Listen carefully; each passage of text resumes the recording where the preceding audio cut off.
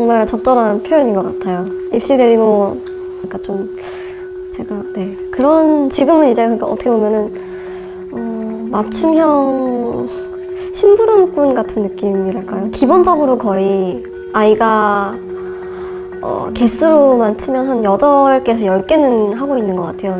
토론 학원, 영어 학원, 영어 학원에 대한 과제 선생님, 또 회화를 위한 영어 선생님, 원어민 선생님, 그 리코더, 수행평가를 위해서 리코더, 피아노, 바이올린, 수영, 스케이트, 축구교실, 중국어, 웅변학원, 수학학원, 수학에 대한 과외 선생님, 연산학원, 창의력, 이제 외워야 되는 것들이잖아요. 그런 것들은. 그럼 아이가 오늘 이제 어머니랑 같이 해가지고 외우지를 못하면은 잠을 안 재워요. 그래서 12시까지 하고 자고, 그리고 또 막 5시에 일어나고 이래야 하거든요, 아이는. 정말 우리 엄마는 엄마가 아닌 거, 사람이 정말 못됐고, 최근에 한자를 마귀 맞자 이런 걸 배웠는데, 엄마가 마귀 같다, 이런 표현을 하고, 그래서 아이가 스트레스 정도도 너무 심해요. 아이가 너무 감기 몸살을 되게 자주 앓았어요. 그리고 뭔가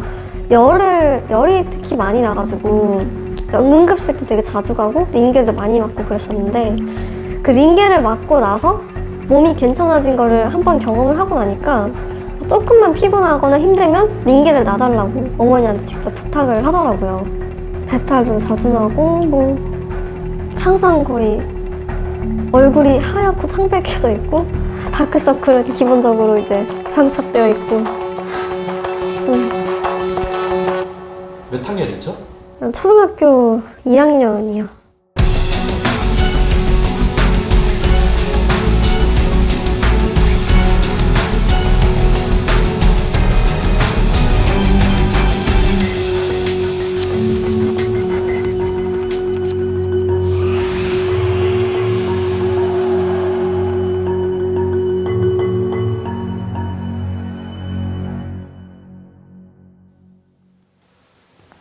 대한민국 학부모와 학생들이 치르는 12년에 걸친 이 치열한 대학 입시 전쟁도 결국 인재를 키우고 뽑는 과정입니다.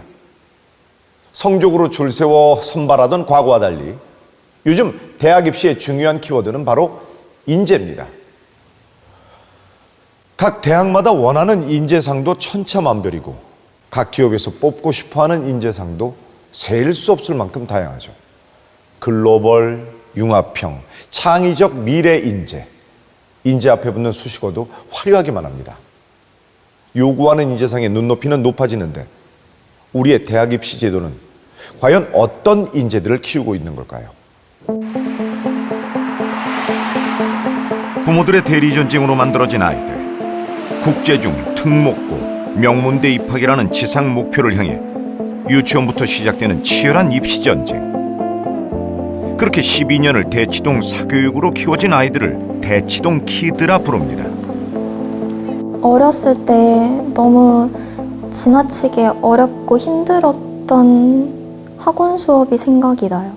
그러니까 영어 학원에서 단어를 일주일에 300개씩 외우고 초등학교 1학년한테 그 어려운 미국 교과서를 읽고 에세이를 쓰게 했던 그런 기억들이 나서 중학교 고학년이 될수록 진짜 공부를 놔버리고 싶다.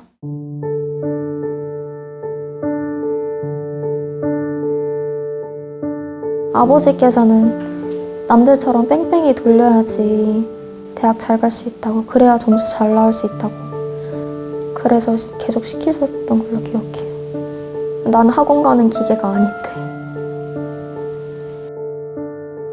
가끔씩은 수업에 너무 가기 싫잖아요. 그래서 그때부터 스트레스성 이렇게 배가 아픈 거 있잖아요. 학원이 너무 가기 싫어서. 그러면 어머니는 그냥 데려다 놓고 가셨어요. 어린 마음에 좀 그때 혼란스러웠죠. 뭘 위해서 공부를 하고 있는 거지? 나는 뭐지? 약간 이런 생각을 많이 했었거든요. 그 대학 입시를 향해 가는 과정은 그냥 블랙홀이었어요. 제 인생에. 한마디로. 고등학교 학교에 있던 와중에 제게도 정신적인 문제가 생겼었거든요.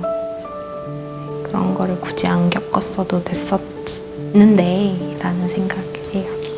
맨날 주말에 집 가면 링거 맞는 게 일상이고.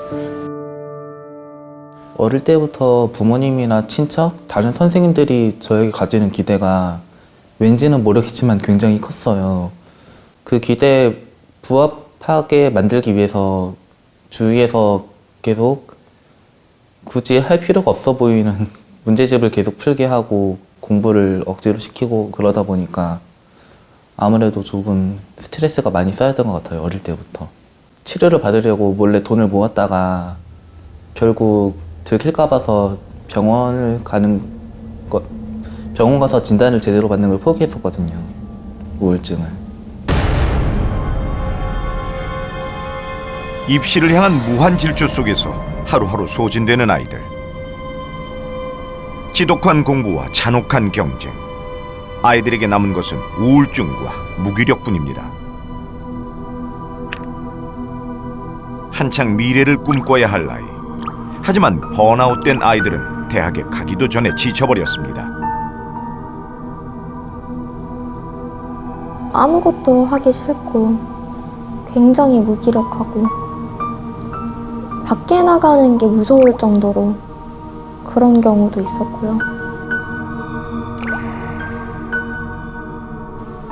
학원에서 앉아 있으면은 괜히 막 머리에 쥐 내리는 것 같고 그런 경험들이 정말 많이 있었어요. 아이들의 몸과 마음은 이렇게 녹아내리고 있습니다. 우리나라에서만 좀 특이한 학대의 유형이 있는 것 같습니다. 이제 그걸 저는 이제 과도한 교육의 학대라고 보는데요.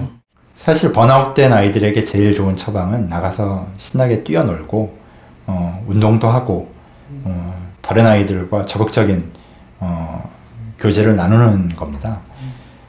그런데 그 쉬운 처방을 부모들은 결코 받아들이지 않거든요. 진료실을 나갈 때쯤은 뒤돌아서서 다시 한번 물어봅니다. 그런데 공부는 이제 어떻게 시켜야 되는 걸까요? 사교육에 길든 아이들이 과연 똑똑한 인재일까요? 캐나다의 심리학자 도널드 헵의 유명한 실험이 있습니다. 다양한 자극과 풍부한 경험이 가능한 환경에 노출된 실험쥐들과 단순한 환경에 노출된 실험쥐들의 인지 능력을 비교한 실험인데요. 결과는 놀라웠습니다.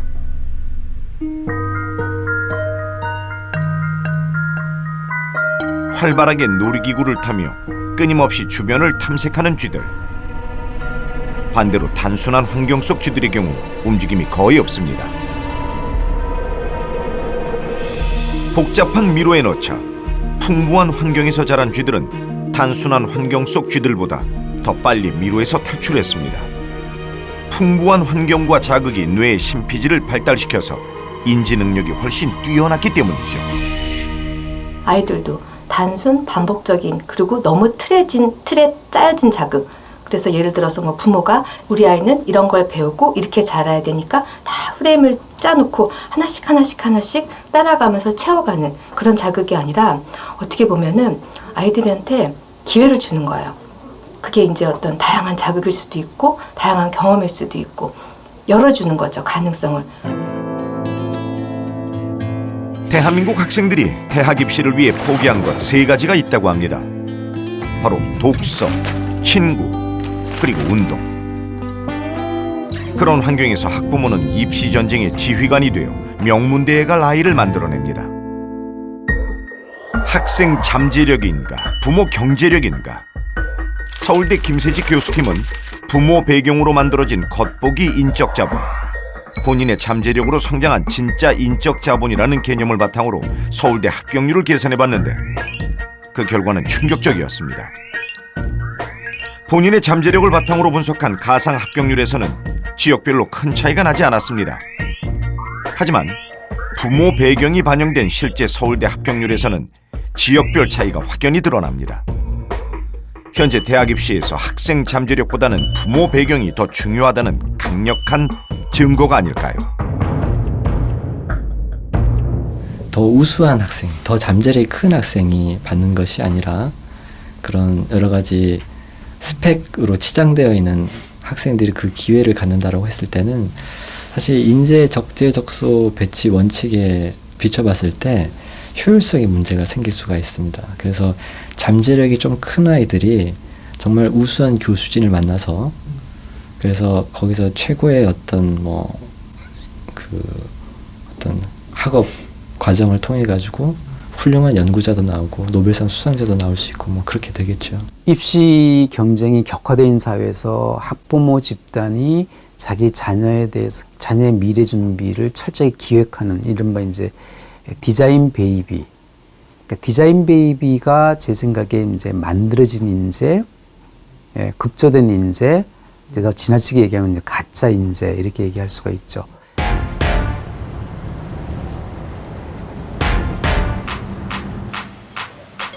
부모의 입시 대리전은 한국만의 일은 아닙니다.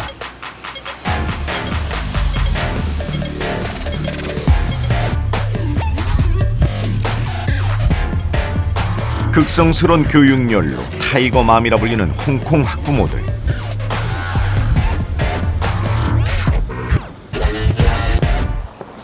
We are hurry to go. No reason. Okay? Hurry up. Yes. Phải đi la. Hurry up. You have music assessment today, right? No. Oh, yes. Yes or no? Yes. Have we studied it Yes. already? Mm-hmm. Hurry up.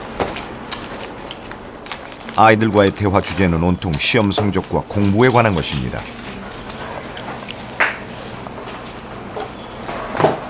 Time to go already. 쪽지 시험 하나에도 성적에 민감한 엄마. 100점이 아니면 만족한 적이 없죠. Okay, put on your shoes.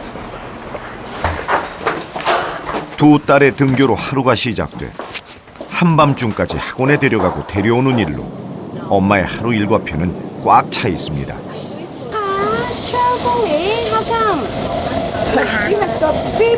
Free happy smile, but you want only a free, just free. What is the mistake? What is your mistake? Just make a comparison. We're gonna write this one, and he lies one more. This silly mistake. 엄마의 높은 기대가 버겁지만 아이는 끊임없이 공부할 수밖에 없습니다. I think, of course, at least my basic goal for them, they have to finish her university study. This is my minimum expectation.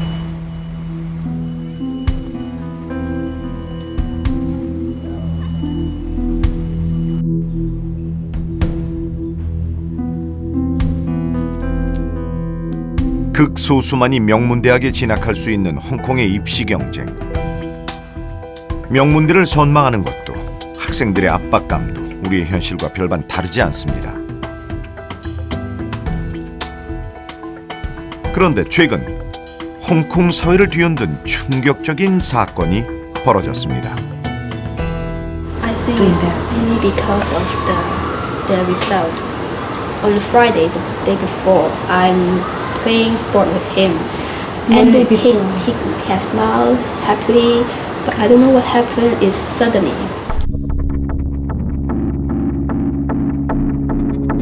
(2015년부터) 2016년 1년 사이에 일어난 학생들의 잇따른 자살.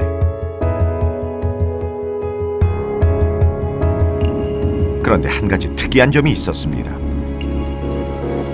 바로 명문대에 진학한 학생들의 자살률이 급격하게 높아진 것이었습니다. 왜 이런 일이 벌어졌을까요? 치열한 대학 입시를 거치면서 겪었던 번아웃이 그 원인이었습니다. There are 22 students who killed themselves from September last year to March this year. There are 4 cases over just 5 days.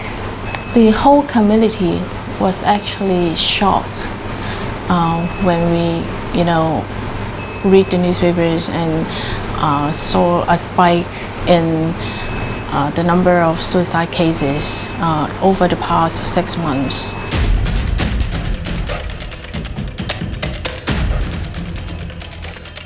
홍콩의 명문대에 진학하기 위해서는 무엇이 필요할까요? 그 치열한 전쟁 속에서 학생들과 부모들은 무엇을 해야 할까요? So basically, you have to top A in every subject to enter university. I think nowadays the parents usually have a lot of to train their children to win at the beginning. So they always have even have tutor in the kindergarten to help them to get a higher mark to enter a better school for the future.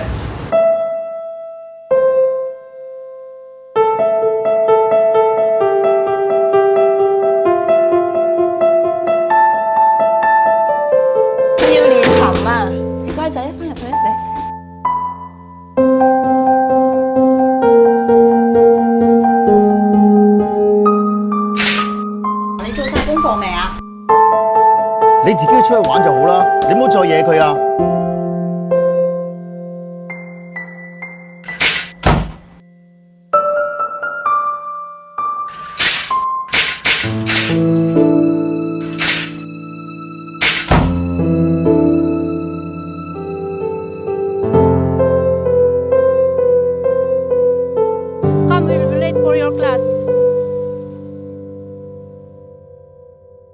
In the advertisement, the Hong Kong people are advised to let our children to play freely for at least 1 hour a day. So this is really what our children are facing. They even have no time to play. This is the problem.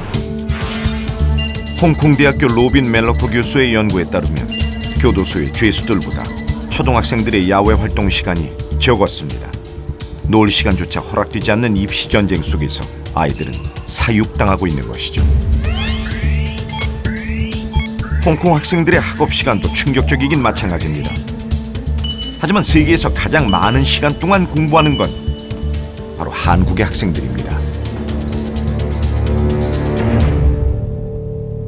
학생들의 연수의 자살로 큰 충격에 빠진 홍콩 사회. 그들은 어떤 고민을 하고 있을까요?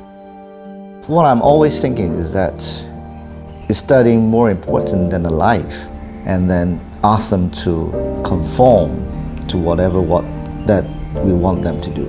We want whether we want a generation which can have independent and critical thinking, or we just want a generation who are able to listen and follow what the people in the past tell them to do.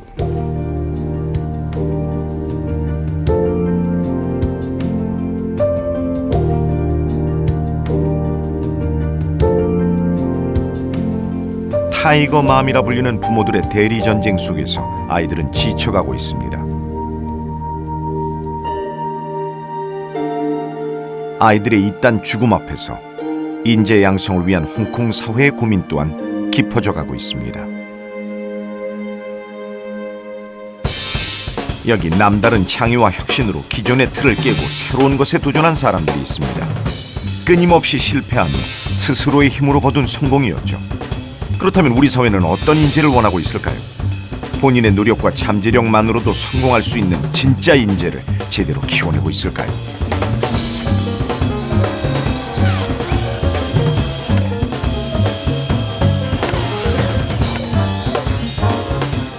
(2011년) 로봇을 좋아했던 한 소년의 실제 이야기입니다.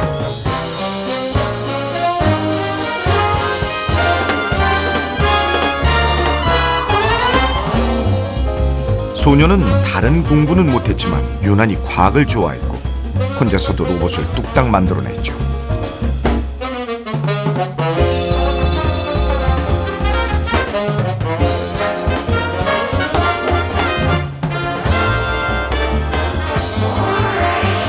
전국 로봇 대회에서 1등, 한국 대표로 출전한 국제 로봇 올림피아드에서 3등상 수상. 로봇 영재의 미래는 밝기만 했습니다. 소녀는 로봇 만들기에 전념하기 위해 전문계 고등학교로 전학했습니다. 최고의 로봇 전문가가 되고 싶은 꿈은 더욱 깊어졌죠.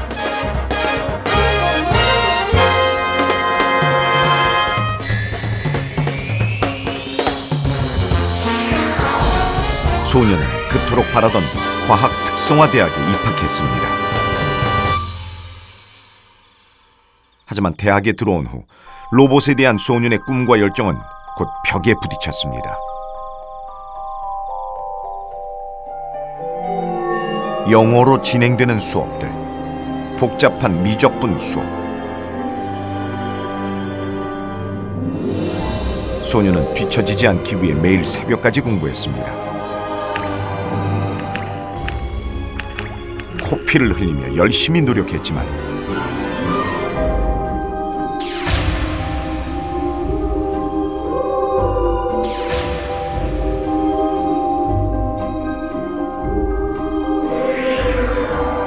과학고, 영재고 출신 친구들과의 경쟁 속에서 소녀는 점점 작아져 갔습니다. 2011년 1월의 어느 날 소녀는 쓰러진 채 발견됐습니다. 사인은 약물 과다 복용이었죠.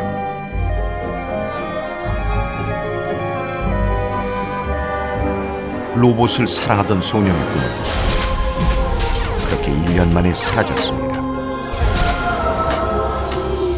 로봇을 사랑했던 진짜 인재의 죽음.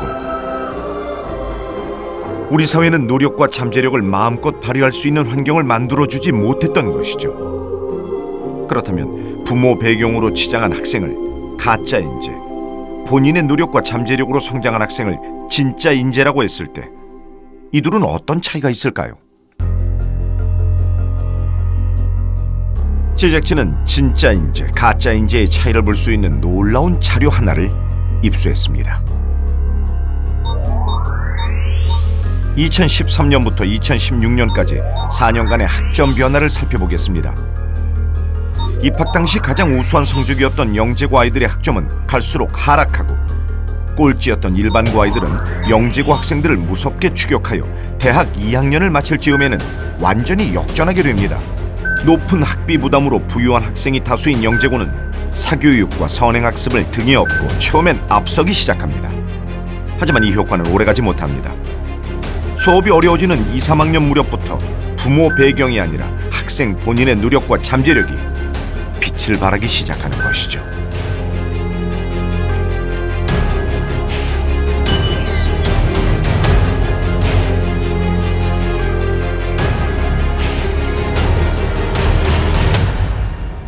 저희도 이제 들어오면 일반고 학생들이 많은 불만이 그거예요. 과학고 애들 선행학습 들어왔기 때문에 같이 이거 하다 보면 우리가 불리합니다라고 얘기를 하는데 그런 측면이 있어요. 먼저 배웠기 때문에. 근데 그 2학년 전공 들어가게 되면 지금 현재 뭐 과학고 아무리 한다지만 이게 전공 수업까지 커버하지는 못하거든요. 실제 전공 수업 들어가면 이제 똑같아집니다. 네, 선행이 안 되기 때문이죠. 그리고 이거는 선행 갖고 해결될 수 있는 문제들은 아니거든요. 왜냐하면 각 전공에 들어가면 이제 정말 그 깊이 있는 내용들이 나오고 이거는 뭐 미리 배운다고 할 수 있는 내용들이 아니거든요. 오히려 사육당하지 않았기 때문에 다양한 생각을 할 수 있었다.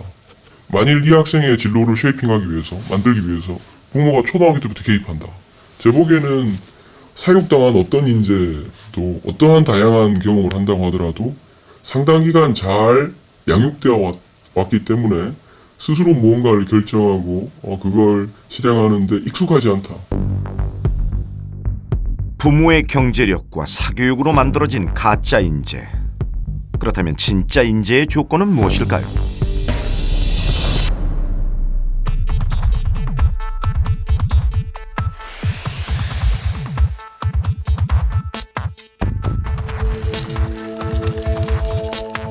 미래를 이끌어갈 창의적이고 혁신적인 과학인재 양성의 목표인 이 이공계 대학은 최근 깊은 고민에 빠졌습니다.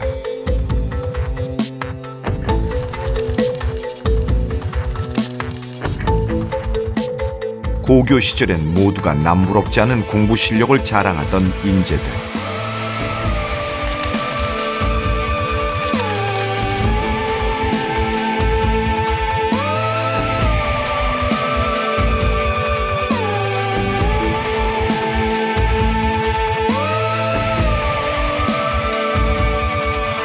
시험과 학원, 학교와 독서실이 전부이던 학생들은 어떻게 꿈도 없고 목표도 없는 공부하는 기계로 변해갔을까요?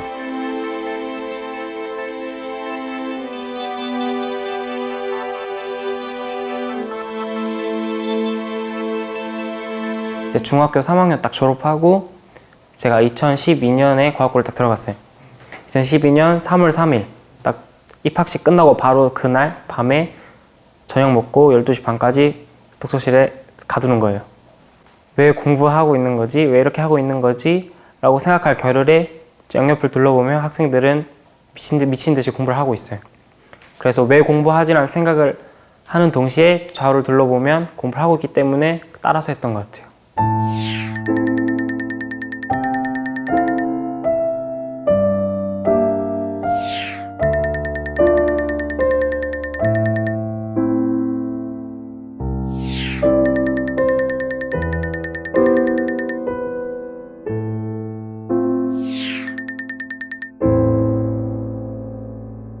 과학고에 와서 너네가 과학에 대해서 뭔가를 배울 것 같고 연구에 대해서 뭔가를 배울 것 같지? 아니야.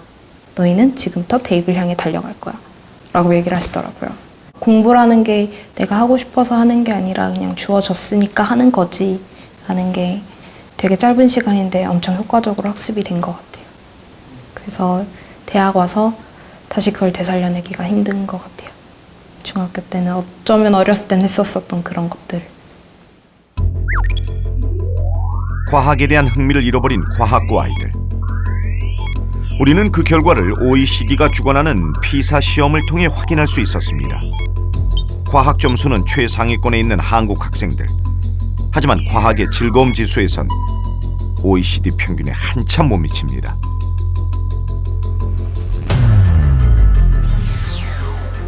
그렇다면 혼자 힘으로 과학 문제를 현실에 적용시켜보는 능력은 어떻게 나타났을까요?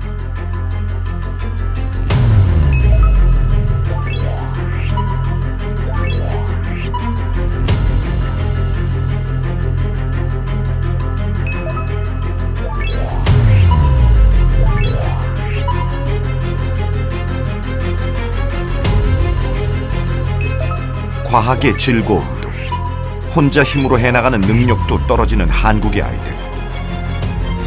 왜 이런 결과들이 나왔을까요? 넌 의사만 되면, 넌 검사만 되면, 넌 서울대만 들어가면, 넌 명문대만 들어가면 이라는 그 한 방을 꿈꾸게 한다는 거죠. 목표 주사라고 하는 그 목표 주사를 맞으면서 버텨왔던 거예요. 저 목표만 넘으면, 저 목표만 넘으면. 근데 그 목표 주사가 없어지니까 약효과도 떨어지는 거고 대학교 들어오면서 모든 걸 자기가 알아서 해야 돼요. 아무도 안 가르쳐줘요. 수강 신청도 네가 해. 엄마한테 전화하는 애들도 있어요. 학과 선택도 네가 해. 엄마한테 전화하는 애들도 있어요. 뭐 극단적으로 말씀드리면 공부 외에는 잘 하는 게 잘 없습니다. 할 줄 아는 게. 공부, 경쟁, 내 성적 여기에는 그러니까 대학생이라기보다는 고등학교 4학년 정도? 그러니까 계속적인 경쟁과 성적 뭐 이런 거에 몰두돼 있어서 자기가 공부 외에 교실에서 배울 수 있는 거 외의 것들을 배울 수 있는 공간이나 이런 것들이 환경적으로 주어지지 않았기 때문에 이런 무한도전이라는 프로젝트가 그들에게는 교실에서 배울 수 없는 그러한 사람과 사람 사이에서 이루어지는 여러 가지 일들 그런 것들을 배우게 하는 과정으로서 이제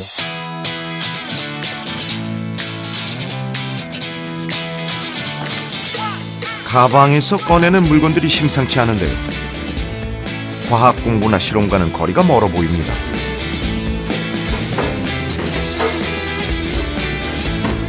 정적인 공부만 해왔던 제 자신한테 좀 다른 경험을 하게 해주고 싶었어요. 그래서 마침 이 프로젝트가 딱 뜨더라고요. 아침에 빵 제공하자는 프로젝트도 정말 좋아 보여서 딱 느낌이 왔어요. 줄곧 공부만 해왔던 학생들. 빵 만들기는 생전 처음입니다. 머리가 커서 안 들어가는 거야? 대단하다. 오! 완전 600g. 주어진 길로만 걸어온 아이들에게 마음껏 도전하고 실패할 수 있는 기회를 주자. 이 학교가 내린 결론입니다. 야, 너무 많이 넣었어. 식용유 가져왔냐? 난 너가 챙겨줘도. 야, 너 어제 빵 했잖아, 니. 와. 막걸리 몇 리터 났냐? 400g. 이게 밀도가 물보다 큰 거? 근데 상관없지 않나? 몇 차이 나는 것도 아니고. 375 넣는다. 그 애매한 숫자는 그래서 뭐. 이거 2분의 1한 거. 750 나누기는 375지. 남는 건 마십시다. 어설픈 실력이지만 놀이에 빠진 아이들처럼 즐거워 보이는데요. 밤새 공부해도 학점 따기 어려운 학교에서 공부와는 상관없는 빵을 만드는 건 어쩌면 무모한 도전일지 모릅니다.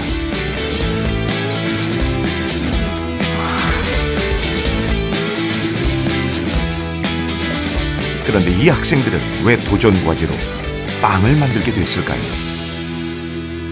처음에 저희가 빵을 만들어 보자고 이야기를 하다가 그러면은 좀 더 의미 있는 일을 해보자 해서 아침에 빵을 나눠주는 게 어떨까 하고 생각이 나왔어요. 사람들이 먹고 아침 수업을 좀 더 집중력 있고 기분 좋게 들으라고 하자는 의도로 만들게 되었어요. 기대 반, 걱정 반. 친구들의 반응은 어떨까요? 잘 생각해. 내가 만든 아무런 맛이 없지. 여백이야. 심지어 소금조차 안 들어가 있어.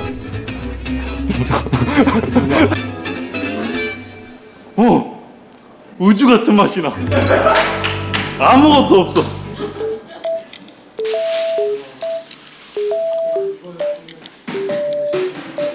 평생 자신만의 공부를 위해 달려왔던 아이들이 밥을 굶고 1교시 수업을 듣는 친구들을 위해 준비한 아낌없이 주는 빵.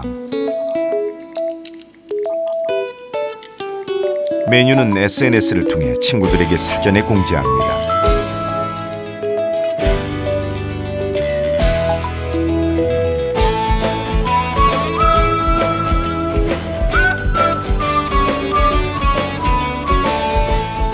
시험 준비를 하는 바쁜 와중에도 친구들을 위해 새벽까지 준비한 따뜻한 빵입니다.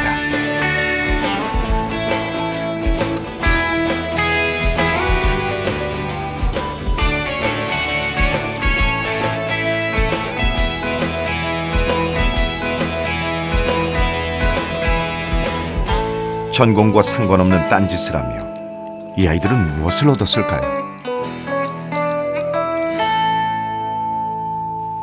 원래 정해진 삶이랑 계획된 길을 걷고 있는데 앞으로 가는 길 중에서 좀 돌아서 갈 수 있는 새길을 선택해서 좀 왔던 것 같아요. 뭔가 꿈이랑 전혀 상관없으면서도 좀 더 많은 경치랑 경험을 보게 해줬었던 그런 프로젝트였어요. 마음껏 도전하고 실패하라. 공부와는 상관없는 6개월간의 딴짓 프로젝트. 왜 이 학교는 이런 교육 실험을 진행하게 됐을까요? 만약에 이제 이 아이들이 이 시기에 이 기회를 갖지 못한다라고 하면은 그 정규 트랙을 벗어난 어떠한 그 자유로운 생각이나 창의적인 생각 혹은 다른 면에서의 도전의 기회가 공식적으로 주어지는 것은 그렇게 흔하지는 않을 거라는 생각이 듭니다.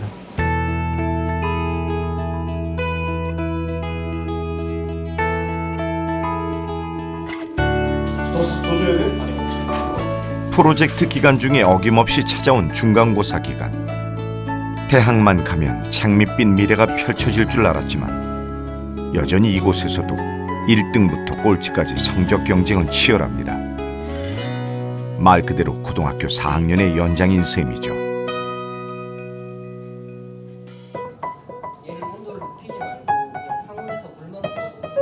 제가 여기서 물을 더 넣어버리면 그건 60도에서의 용해도를 측정한 게 아니잖아요? 아니 그러니까 그 60도를 유지를 시키면서 해야 그러니까 되는 유지를 시켜야 되잖아요. 네. 그게 너무 빠진 독에 물 붓는 것 같아가지고 지금.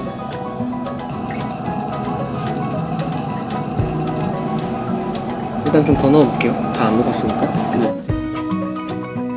한참 실험에 몰두하고 있는 친환경 사운딩 로켓 개발팀. 환경에 무해하면서 성능 좋은 로켓을 만들겠다는 각오인데요. 딴짓을 하는 틈틈이 시험 공부도 해야 합니다. 지금 시간이 몇 시인가요, 지금? 지금 시간이 1시 51분인데요. 새벽? 네.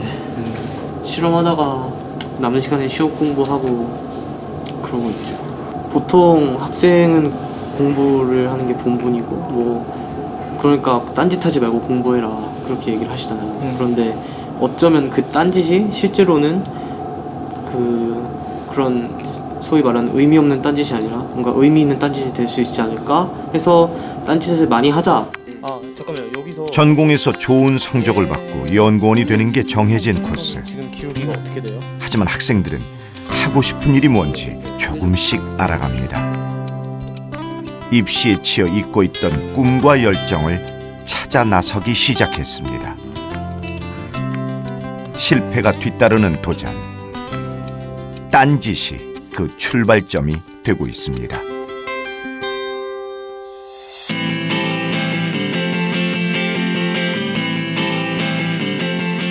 예일대 교수였던 윌리엄 데레저위치는 진짜 인재를 키우지 못하는 미국 교육 시스템의 문제점을 줄곧 지적해왔는데요. 그에 져서 똑똑한 양떼는 미국 사회에 뜨거운 논란을 일으켰습니다. 명문대에 들어가기 위한 치열한 입시 교육이 양떼처럼 순응하는 가짜 인재를 길러내고 있다는 게 그의 주장.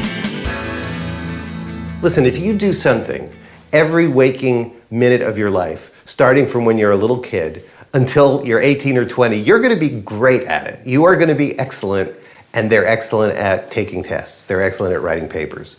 But sheep, in the sense of not only not being able to direct themselves, and people will tell them what to do, but sheep can, when they start to panic, right, they'll all run in a certain direction. And that's what I see, again, what I see with what I saw with my college students as they start to get towards the end of college and they're thinking, what am I going to do? There are just, 3 or 4 direct law, medicine, finance, consulting. I'm going to run with the herd in that direction without thinking about why they're doing it. 미국 엘리트 교육의 상징인 아이비리그.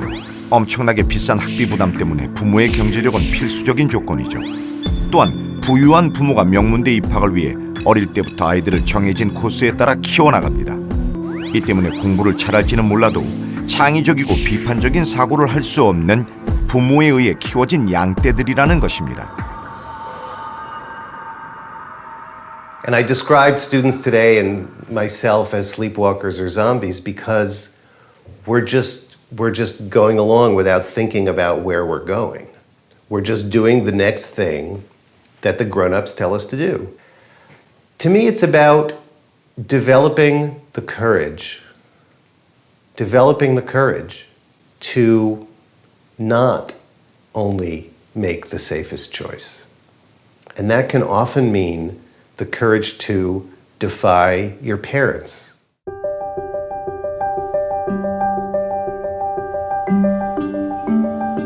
F'1에서의 미분계수에 한참 공부 중인 학생들은 수업 혁신 연구팀. 기존의 대학 수업 방식을 분석해 미래 인재를 키우는 데 적합한 수업 모델을 개발하겠다는 포부로 뭉친 팀이죠. 지금까지 워낙 그냥 휩쓸리듯 살아왔다는 생각이 들어요. 제가 막 뭘 하고 싶어서 이걸 선택하고 진짜 뭐 이게 공부하고 싶어서 공부하고 뭐 이런 게 아니었다는 생각이 들어요. 근데 이 프로젝트가 어쨌든 제 자유로 선택한 프로젝트고 이게 뭐 결과가 나중에 어떻게 나올지는 잘 모르겠지만 뭔가 이제 앞으로 어떤 힘든 일이 닥쳐도 해낼 수 있다는 자신감 그리고 저의 성장 이런 거를 얻을 수 있을 것 같아요. 주입식에 지루한 대학 강의에 실망했던 학생들. 재미와 학업 성취도 두 마리 토끼를 잡는 새로운 수업 모델을 만들어서 실제 고등학생들을 대상으로 임상 실험을 하기로 했습니다. 이 값은 결국에는 2로 수렴을 하는데 이걸 모르겠다는 거잖아요, 맞죠? 제가 궁금한 거는 제가 논술 풀 때 그렇게 그림을 그려서 설명하면 되는 거예요? 아니면 그러면은 한 가지 질문이 있는데 이걸 기납적으로 하지 말고 그냥 기류법으로 생각해요. 멘탈이 나갔을 때 맞아. 멘붕했을 때 상한 대처 능력. 맞아. 그래서 조금 이거 수업 더해서 설명을 정제하는 게 좋을 것 같아요. 준비할 수 있어. 아주 잘 준비될 거예요. 실제 대학 수업에서 교수님들이 진도를 조금 중시하세요. 그래서 굳이 진도보다 더 중요한 것이 학생들과 교수의 상호작용이다 아니면 학생 동기부여다. 지금까지 배우던 학생 입장에서 이제 가르치는 교사 입장이 돼야 하니 말투부터 신경 쓰이고 챙겨야 할 게 한두 가지가 아닙니다. 오랜 준비 끝에 드디어 첫 임상 수업의 날이 다가왔습니다.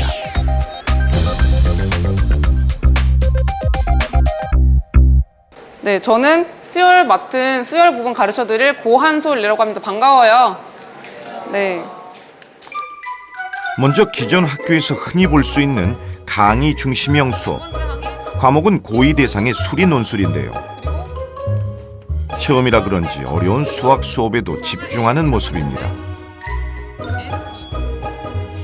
하지만 금방 하품이 속출하고 조는 학생들도 눈에 띄게 늘어납니다.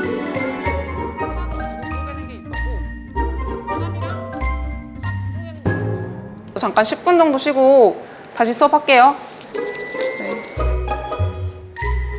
쉬는 시간이 되자마자 수면 교실로 변해버립니다.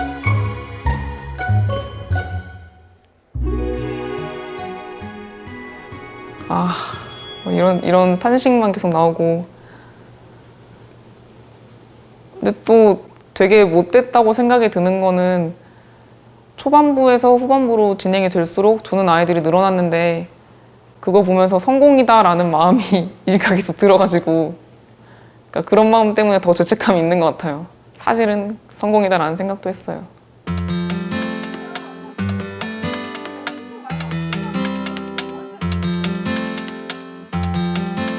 이번 수업은 학습 동기를 촉진하는 협동학습 모델입니다.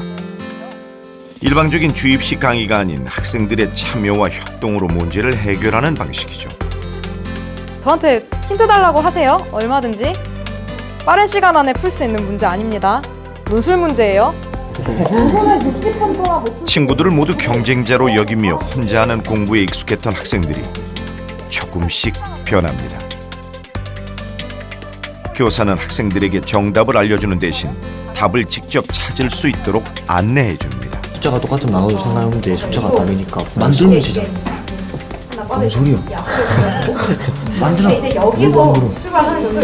이거를 이렇게 바꿀 수 있잖아. 시간이 갈수록 놀라운 변화가 생깁니다. 학생들이 서로 협력하며 같이 문제를 푸느라 교실은 시끌벅적해진 것이죠. 2009. 감사합니다. 수고하셨어요. 오늘 가서 꼭 복습하세요. 이 아이들이 4년이라는 이 GST 생활을 하는 동안에 정말 많은 실패를 해보도록 하게끔 하는 게 목적이었어요. 무한도전에서 니네가 한번 도전하고 싶은 거 다 해봐라.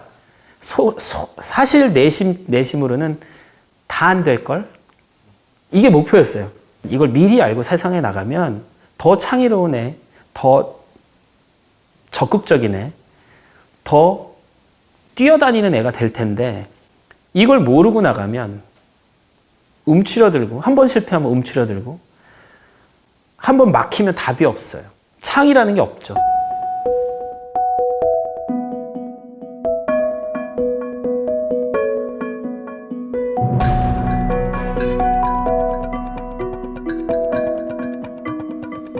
세계적인 미래학자 토마스 프레이. 그는 전 세계 대학의 절반은 20년 내 문을 닫을 거라 단언하는데요.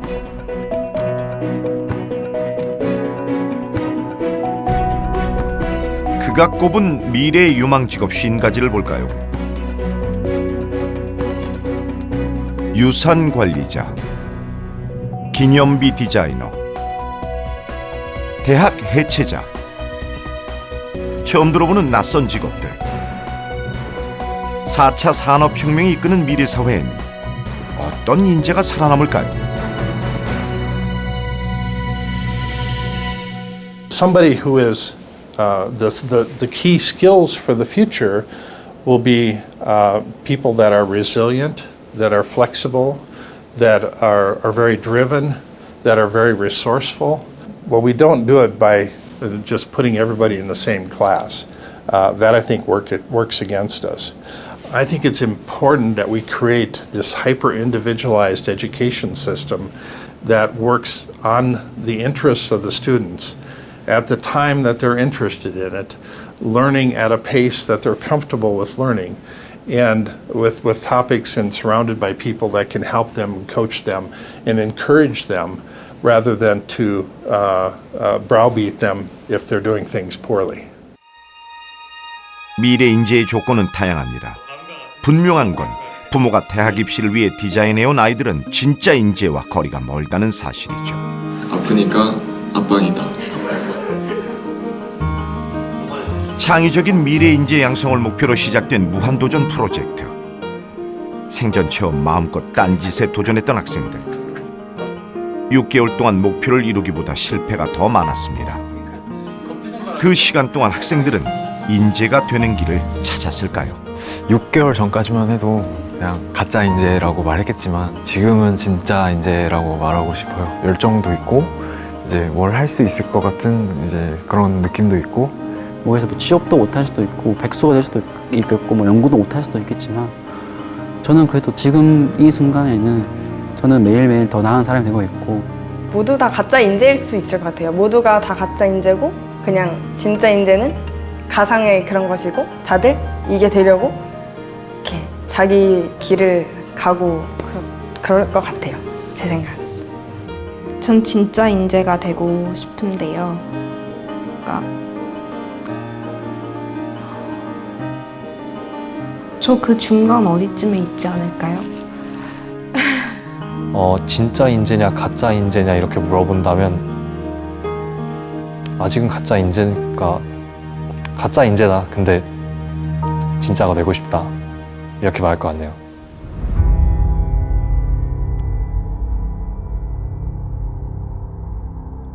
알파고 쇼크와 함께 다가온 4차 산업혁명. 지금 학교에서 배우는 지식의 대부분이 쓸모 없어질 거란 전망과 함께 창의적인 인재만이 살아남을 거라고 합니다.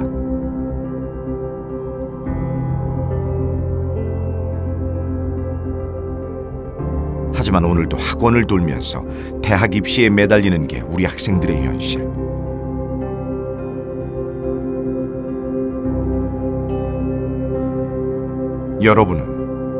여러분의 자녀는 진짜 인재입니까?